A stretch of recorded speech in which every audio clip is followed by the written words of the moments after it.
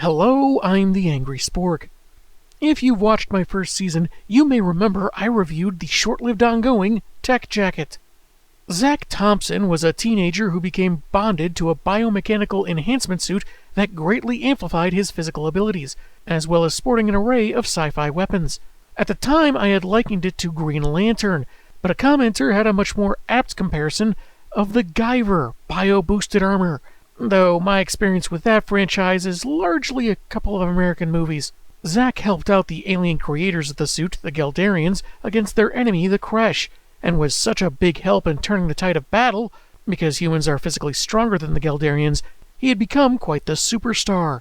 He returned home after several Earth months, much longer than he had intended, cleared his dad's debt to a crime boss, and eventually found his parents living in his granddad's lake house, where the Kresh tracked him down for a revenge attack, but he defeated them as handily as usual. The book ran for 6 issues between 2002 and 2003, but was abruptly cancelled despite an ad for the next installment. It sort of ended on a humorously ominous note, didn't have a lot of loose threads hanging, so cliffhanger would not be an appropriate word choice if you ask me. Now, the series finale to Alf, that was a real cliffhanger. Jump ahead about 7 real-time years, and creators Robert Kirkman and E.J. Su revived Zack's adventures in the backups of Invincible during the Viltrumite War arc, which were subsequently collected into the final 2 issues of Volume 1. Now I'm taking issue with Tech Jacket numbers 7 and 8, with the aforementioned creators Kirkman and Su returning, along with Aubrey Sitterson helping on writing duties. Let's see if these comics make us want to turn the page, or turn our heads.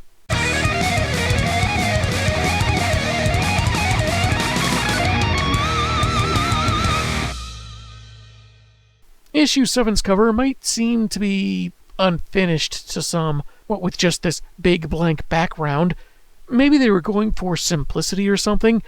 I can't really judge, given how often my title cards have had a lot of negative space in them. Otherwise, it does look good, with Zack readying his weapons against some kind of robo-snake that's either leaking hydraulic fluid or was constructed and programmed to salivate for some reason. Ah, good boy, little drooly. We open where we left off, his mom happy to see her son after so long, but also wanting to know about these strange signs of battle that she just narrowly missed, and why he just up and disappeared.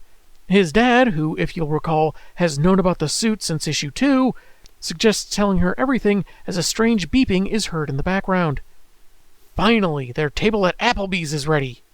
It's an approaching Kresh warrior who self-destructs, either out of intent or maybe just really battle damaged, but apparently all Zack has to do is snag some larger pieces of debris with some tendrils, because this was one of those explosions that didn't have a shockwave or smaller shrapnel going in every which way. Not scientifically possible! It's mentioned that they're a gas-based life form that bust up pretty easily, so maybe that's supposed to be a potential explanation? Meaning the Geldarians have been fighting and are weaker than living wet farts. Zack gives an abridged explanation about the Tech Jacket, how he found the previous wearer on his deathbed, how the vest bonded to him, and he can't remove it. Remember my Iron Man cosplay for Comic-Con? Same deal, except now I have a valid excuse for not bathing. From being arrested on suspicion of murder by the Geldarians, to helping his captors fight the Kresh and becoming a space war hero who ended a centuries-old conflict, his summation nicely encapsulates the first 6 issues, and I think that anyone reading the backups this was originally printed in, and otherwise never read the title, would get a pretty good idea of the story so far. It's a lot for Lynn to take in without having a nervous breakdown, so she'll focus on her relief that her son is okay. Though that'll change when Zack starts strutting by the local Veterans Association, showing off the Tech Jacket as his war medal that he wears. After Zack collects the alien debris into a big pile, they sit down to dinner, planning on filling in the craters with dirt tomorrow. Boy, is that going to take a lot of trips to Home Depot. Just as the lad uses the line to snag the iced tea from inside the house, they're visited by the neighbors, Stephanie, Hugh, and their infant child, Joel, who stop by despite the wreckage from the space battle they just casually mention having witnessed. This feels both totally natural and like responsible parenting. Their reactions are pretty subdued, but in fairness, this is in a universe with Omni-Man, the Guardians of the Globe, So I suppose it's not too unreasonable that some people may be more nonchalant about this kind of stuff. Still, for all they know, a second wave is closing in. But the two debating the robot's color is admittedly cute, I'll give it that much. Thompson and Son try saying it was celebratory fireworks for Zack's return from Europe, but there's little point in denying the obvious, what with the pile of destroyed alien weaponry, and Zack still holding the iced tea with a mecha tendril. Son, you are dumber than a bowl of mice. He says the suit isn't dangerous, that he's not really a superhero, and this isn't much of a big deal. Stephanie then asks if maybe the giant spaceship closing in on them is a big deal. Crap, I hope that's the good guys. Zack should have some familiarity with the good guy ships, having lived with them for weeks, but maybe the Geldarians stopped by a space dealership and bought themselves a new ride. They did end an excruciatingly long war, why not treat themselves? A shuttle lands nearby, exited by the Geldarian Emperor and his honor guard.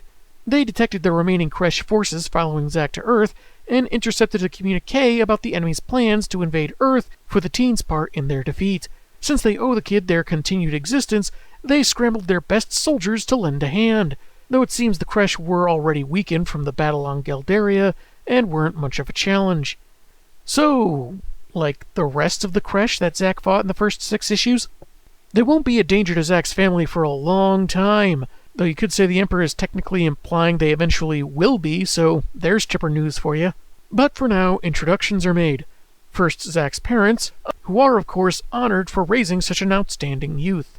I am Kanda, and if you are but half the warrior your son is, I look forward to fighting by your side. But you appear to be twice his size, so if you are half the warrior... Wait, let me get a mathematician to figure this out. Thanks, you too? His first encounter with an alien race, and he gives the same awkward response he does the waiter who tells him to enjoy his meal. And these are our neighbors, Hugh and Samantha. We just met them. No, you just met them. Your parents already knew who they were when they walked up. Could be a typo, or maybe he thinks his parents are incapable of socializing without his presence.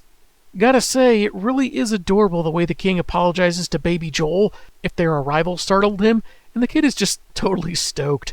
Unfortunately, they have lost contact with the orbiting mothership, so the Emperor sends his guards to check it out, with Zack following to help, because it's what he does now. Though, as he leaves the atmosphere, he wonders if this is his life, barely able to breathe in between threats from space. He catches Kanda, who's been flung back, saying they must have been detected on the way to Earth and followed by the Scavengen, the creature from the cover, but now with a much longer tail coiling around the ship.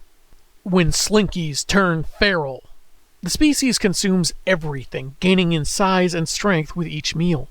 They usually go for discarded technology for raw materials, empty vessels, space stations, so it must be particularly famished to go after an operational ship. But I bet the pizza delivery guy it didn't want to wait for is ringing the Scavengen's doorbell right now. And to make things even more fun, no one's apparently been able to stop this type of menace before. Back on Earth, the Emperor gathers the Thompsons and their neighbors into his shuttle for safety. They're still unable to contact the mothership, which worries Zack's mom, but His Space Highness tries to assure her that his own daughter is on that ship, but he isn't worried because of what Zack is capable of. A sentiment Ed echoes because lasers! Just as he's zapped by the Scavengen. Or crushed, maybe both. When he's freed, suddenly, somehow, he mentions he's never been hit like that. So this must be that pain thing. He helps Kanda out of a similar predicament, and the commander suggests regrouping with the other troops and attacking strategically. Yeah, cool. You get started on that. I've got another idea. I'm gonna start a defamatory hashtag. Which sounds better, Scum Engine or Scavenge Jerk? Zack's plan? Punching it really, really hard in the face on a splash page. Oh, for want of a DBZ abridged clip. He tries firing multiple blasters, cutting his energy reserves to 60%, takes a spike to the shoulder, and is wrapped up again, his suit warning of the structural integrity and need for immediate repairs. Good thing Kanda arrives with a couple dozen fighters, some of which help free Zack, as his suit enables the fixes. And no sooner does the commander suggest he pull back, does the tech jacket complete the repairs and is battle ready again. No, that's dumb. Not satisfying. I've sneezed into off-brand tissues that were stronger than the tension of this scene. Conda snarks how maybe now the others in the fleet will see some action as the Geldarians all blast or slice through the various segments of the monster. Zack thinks they're beating it, but he gets the instant bad news that the scav engine is regenerating too fast as it draws materials from the mothership, which is minutes away from losing life support. Their best option is to distract the creature long enough to evacuate the hundreds of Geldarians on board, including civilians, soldiers, and Princess Lynn, who we've mentioned twice already, but it feels extra dramatic now for some reason. Issue 8's cover is another one of Zack fighting the monster, though a bit more intense with his arm trapped and him bracing for its attack. The background is dark and cloudy, but it at least adds a bit more atmosphere than the sheer white of the previous cover. In the Royal Shuttle, they're still having communication problems, but the Emperor reiterates his confidence that there's not much in the universe that could seriously threaten Zack and the Honor Guard. To help calm the humans' nerves, he offers the Geldarian equivalent of comfort food, prepared by the galaxy's finest cooks, which, being alien food, is of course weird-looking slop with tentacles sticking out, making Lynn turn about as green as their visitors. Come on, honey. If you can hold down pineapple on pizza, there should be no problem. Back at the battle, Conda tells Zack to help with the evacuation, since he's the only one fast enough to get there in time. The teenager zooms his way to the ship, cutting through any part of the mechanical scavenger that gets in his way, and reaches his destination in time, if coming in a little hot. No sooner does he get inside and drones seal the breach than a child begs for help for his trapped mother and baby brother. She's caught under some heavy debris, and man, the sight of a helpless kid sitting there wailing because there's nothing else it can do as everything falls apart is just so visceral on its own.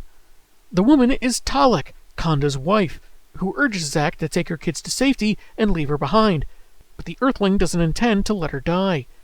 It takes some effort, but he lifts the slab off and carries the family to the escape pods, which are, unfortunately, behind a paywall.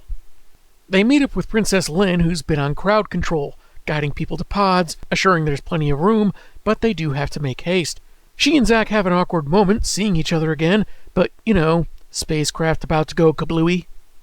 If they don't hurry, the last sound they'll ever hear is one of those cheesy, heartfelt moment piano stings from every 90s ABC sitcom.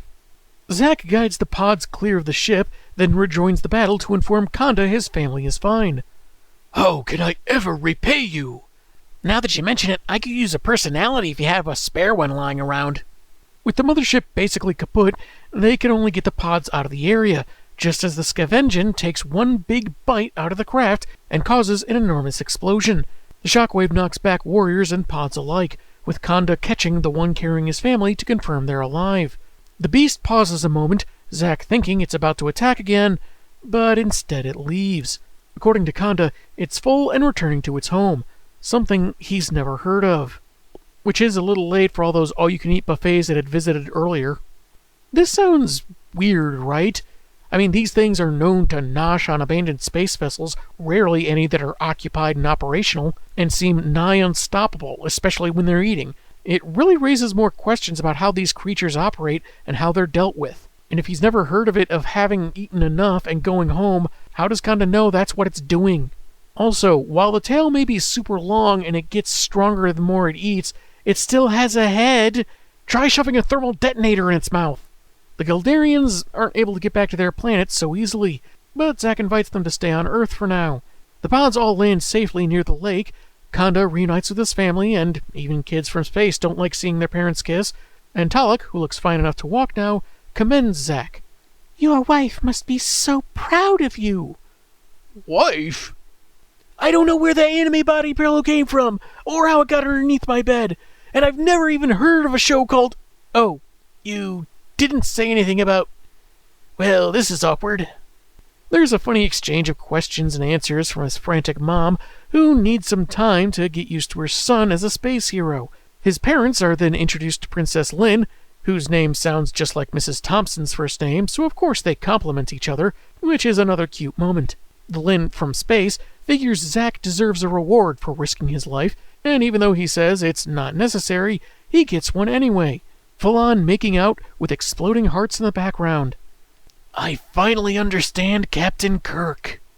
Also, apparently Geldarian princesses don't wear pants. Seems a bit risque, since this character seems to be intended to present as, 14 or 15, about Zack's age. Feels a tad inappropriate, but perhaps that's just me. Anyway, the Emperor reluctantly asks the Thompsons and their neighbors if his people can stick around the lake, since their pods aren't for long-distance travel, and they'll have to wait for a lift home. It should be no more than 2 weeks, the meantime in which they'll respect the land and local customs. The humans have no problem with that. Lynn and Ed have some space in the house, but the princess gets her own room. Mama Thompson apparently anticipating any thoughts her son may have about interspecies hanky-panky. Mother of Zack, you needn't worry. He annihilated the crash and fought a robot space snake before we even made out. He'll need to defeat 3 different enemy invasions, colonize 4 unclaimed moons, and learn to change a tire before he even gets to second base. Such is the way of the Geldarians. They're surprised by a squad of cops with weapons drawn, with Discount Jim Gordon suggesting they stay calm. But they are pointing weapons at the Emperor, which makes Conda aggressively leap toward them. They open fire as Zack suits up, snagging his green buddy and deflecting some of the bullets. He calls for everyone to ease up, and when the cop in charge asks who he is, the kid responds that he's Zack, a superhero. Yeah, if that's true, where's your movie trilogy, where the first one's okay, the second one is great, and the third one goes off the rails with an overly convoluted script that tries too hard to cram in all the fan service possible? The chief, or whatever his rank, orders his men to stand down, and lectures Zack about how little he wants this kind of cosmic nonsense in this town, especially after Omni-Man's actions in the Invincible title, which created a great deal of anti-alien sentiment on Earth. Really weird when you remember that Tech Jacket originally came out a couple months before Invincible and was cancelled by the time the latter's 4th issue hit. Zack was gone for months between issues 2 and 4, so a lot could have happened. Still, for this issue printed in 2010, it seems less like a sliding timescale and more like... Welcome back to the show! I'm still falling! The Emperor gets his diplomacy mojo going, referring to the cop as a brave warrior, and asks to parley with his sworn regent, who would be the mayor in this case. Shortly, that's who His Majesty and Zack are talking to, asking for the Geldarians to stay in town for a spell, and it would be best done in secret. There should be room for them in the Palace Motel, though it would cost a pretty penny, and the city would lose tourist dollars from canceling the, Goose Festival to keep up the secrecy. Goose Festival? I know what it sounds like, but I assure you it has nothing to do with birds. It's just harmless fun where people run around and pinch each other's butt cheeks.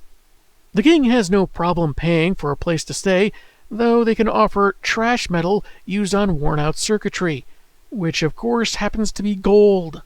I think we can work something out. It's as if embezzling money from the town makes you the bad guy. While the Goose Festival sounded like a total put-on, a woman that Zack and Lynn meet outside the aforementioned motel mentions it like it's an actual thing. So either the mayor's pause was an intentional misdirect for the reader, or this lady's in on the lie. Also, she asks if the Geldarians eat cats. So she apparently must think Alf was scientifically accurate. So that reference I made earlier wasn't completely out of nowhere. Zack wishes they could have found nicer accommodations for the space refugees, but Lynn says it'll suit their needs, and it won't be long before her people fit in with the locals, like this couple sporting human clothes. This is the weirdest episode of Solar Opposites I've ever seen. Or the most normal, which for Solar Opposites would be the weirdest. They take a walk where Lynn says that her father likes Zack a great deal, and so does she. They kiss, Zack reciprocating, saying he really likes her too, as they stand in front of a dangerously large sunset, because why should the moon be the only heavenly body to get dramatically exaggerated in comics? Zack narrates that he couldn't imagine adjusting to the new town without the Geldarians, and they've been like an all-alien extended family to his folks. Lynn's presence is especially helpful as they share a milkshake like it's the 1950s, and she gets disgusted by his tidy whities. He does leave town every once in a while to fight crime as Tech Jacket, which in Geldarian is like calling yourself Trenchcoat, but it sounds awesome in English. I don't know if I'd go as far as awesome. Unique, maybe, I dare say, borderline snazzy. But in all fairness, this being comics, someone going by Trenchcoat isn't all that far-fetched. Soon enough, a Geldarian transport arrives to take them all home. Khanda offers undying gratitude to the mayor, who is welcome to Geldaria, and the Emperor does the same for Zack's parents, who are as caring and noble as their son, so their hospitality will become legend on his homeworld. Our bards are working tirelessly on the Ballad of the Chocolate Chip Pancakes. He then gets a big man hug from Ed, who's gonna miss him. Big people feel pain too. That leaves Zack and Lynn for their goodbyes, as he promises to visit Geldaria. Her pappy approaches, saying there's a gift for him in his house, as thanks for all he's done to fight for them. Wow, socks! Thank you so much. I really needed these. So thoughtful. Using some of their technology, His Highness arranged for Zack's closet to double as a portal to a Geldarian monitoring station in Earth's outer atmosphere, equipped to detect threats on and beyond the planet. It's not explained how they got it here, but I assume the transport brought it along. The only thing the lad need do as thanks is his job, to be Tech Jacket. Shortly, the king bids farewell to the townsfolk gathered to see them off, thanking them for their generosity, assuring an eternal friendship with the Geldarian Empire, and then the transports head home.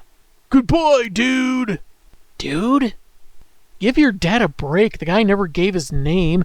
You know how annoying it is to just call him the Emperor over and over? It was annoying enough having to repeat it in this script. The next day, father and son are on the station, when they get an alert for Zack's first crisis. I mean, he stopped some other crooks before, so maybe he needs the first with his spiffy new base. There's an emergency in Los Angeles, and the comic ends with Tech Jacket flying out of the station to save the day. Wouldn't it have been quicker to use his portal closet, the one that's already on Earth? But I do go on. That was Tech Jacket numbers 7 and 8, and if nothing else, they're pretty consistent with the first 6 issues. Aside from a couple references to invincible characters or events that were probably not happening when Zack returned in issue 4, it feels rather seamless despite the 7-year gap. Given number 7's cover was used for advertising back in 03, I'd wager that Kirkman used the same script, perhaps with a few revisions to exposit the previous run to refresh old readers and introduce the character to new ones. And maybe there was a touch of closure added, while being open-ended enough to suggest this wouldn't be the last we would see of this hero, be it in other books, or the 2014 relaunch that lasted about 12 issues. I haven't read it, but I do know there's a time jump, since Zack's apparently dropped out of community college.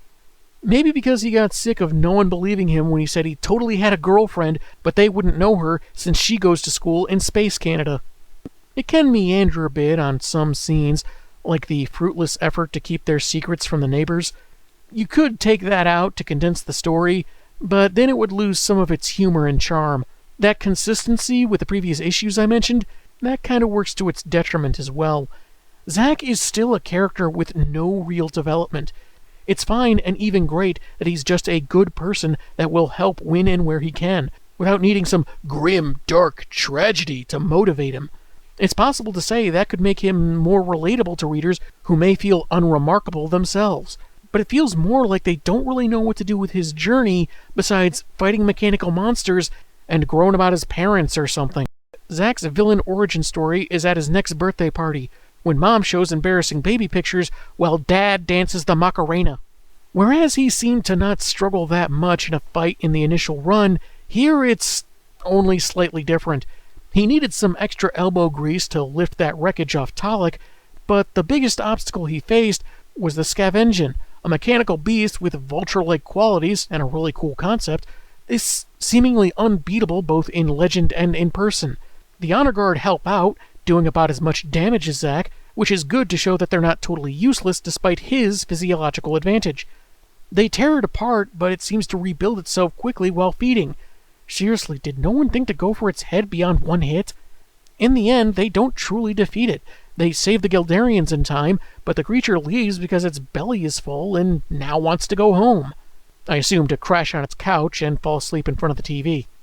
Some writers would take the opportunity to give the hero pathos. That after so many harrowing victories that seemed borderline effortless, this was a threat that brute force failed to conquer. That it was luck, coincidence, or the grace of God that they survived at all, and it should give our protagonist pause about how he approaches fighting and using his abilities. That does not happen here. No one talks about using the experience of this battle in case another such creature attacks. Zack doesn't reflect on how punchy laser blast didn't work like with other fights, that he was at his most vulnerable and could have died or at least been seriously hurt. Just wait 5 seconds for his suit to fix itself, and then back to fighting. The most depth we get from him is that he didn't consider himself a superhero, wondered if fighting a new galactic terror every few minutes will be his new normal, but barely hesitates to tell that cop he is a superhero, and is both amazed and enthusiastic about having a command station to facilitate a calling he wasn't even sure he was ready for. Side note, why does an advanced alien computer system need an analog manual book to translate coordinates? Shouldn't it have a map on screen and indicate in the user's language where the threat is? They can make amazing power suits, turn Zack's closet into a wormhole to the atmosphere with the flip of a switch without him knowing about it, but they couldn't upload some translation apps? Even the suit has translation abilities. Our hero seems to just accept things as they happen without much thought. Sometimes it's fine because, as when the police opened fire, it was to protect his alien allies. But he never thinks about his friend David, who also knows his secret, or having to leave his hometown. Overall, Zack never feels conflicted about having the power, how to use it, its effect on his life or that of others, or even how he could be better with it.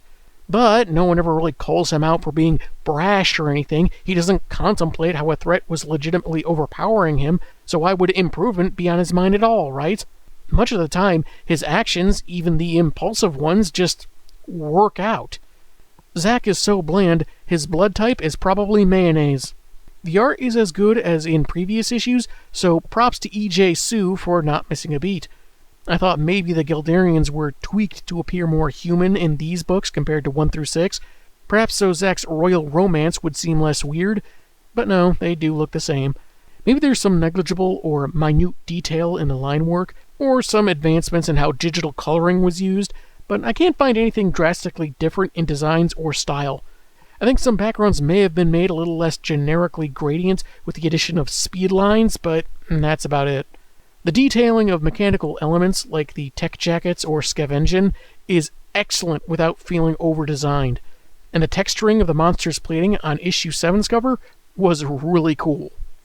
These books have a lot of action, fun interpersonal moments, and some real heart.